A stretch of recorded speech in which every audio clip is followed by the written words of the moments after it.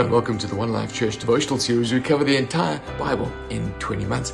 Well, today's chapters are Ecclesiastes 7 and 8. And in Ecclesiastes 7, Solomon puts us through what I would call a 5-point spiritual health check.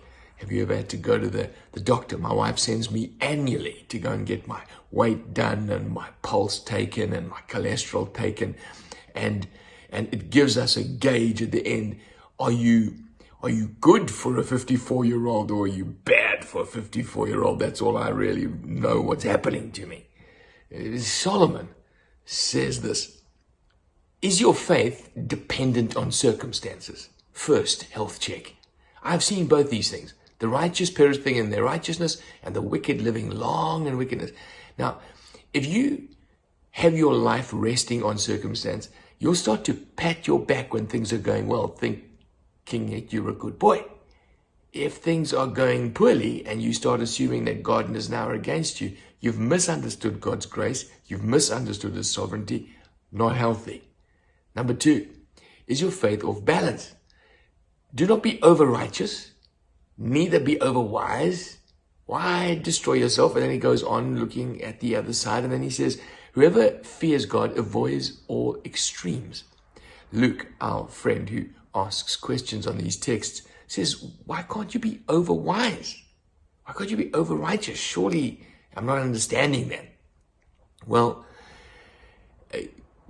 in Corinthians it says that, if you devote yourself to wisdom exclusively, you can get puffed up. That's the word it uses.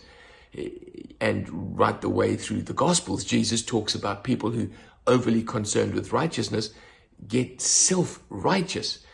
The way we keep balance is to center on Jesus. He's our tightrope. 1 Corinthians 1:22 says this: for the Jews ask for signs and Greek seeks for wisdom, but we preach Christ and Christ crucified.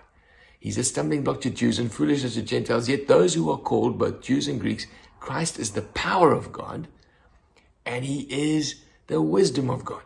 When you start looking for these other issues at the exclusion of Christ, you get off balance.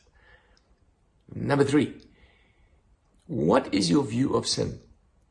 Indeed, verse 20 says, there's no one on earth who is righteous, not even one. What is right and that never sins. So in other words, if you haven't got this understanding that you have a sinful nature that needs to be surrendered to Christ, then you'll try and raise moral kids who have a sinful nature. You will be, running against the wind. You will try and get saved by living right, and you can't. And so it's not just that, you do the odd sinful thing. Sin is in you. And what the Holy Spirit does when you get saved, He gives you a new nature, new desires, and a new power to live holy.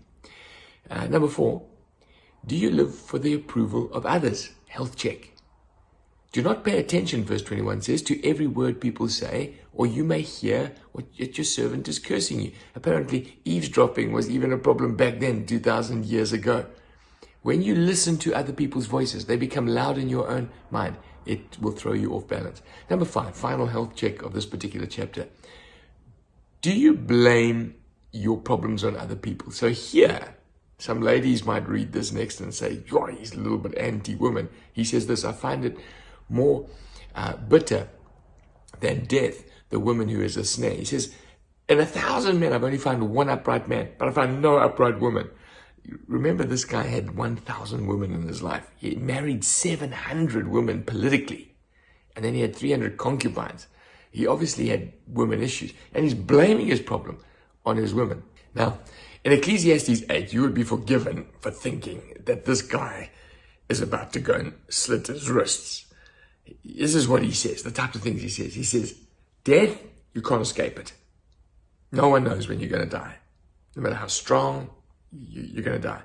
Wickedness, it like hangs on to you. And the image he uses, he says, like a soldier who is in war. He's not released to go home. Sin hangs on to you like that. He says, I notice that righteous people get what unrighteous deserve, and unrighteous people get what righteous deserve. He says, basically, I don't understand this, So basically, maybe he says we should just eat, drink, and be merry because tomorrow we're all going to die. And so he's pushing you to say, yeah, the world is pretty messed up. So really, what are we going to do with our lives? And he says, well, how about just going to enjoy yourself? Now, his father David understood about pleasure. His father David said this in Psalm 16. You make known to me the path of life. Doesn't look like people understand what's happening. But he says, but you make known for me the path of life. This is David, Solomon's dad. You will fill me with joy in your presence.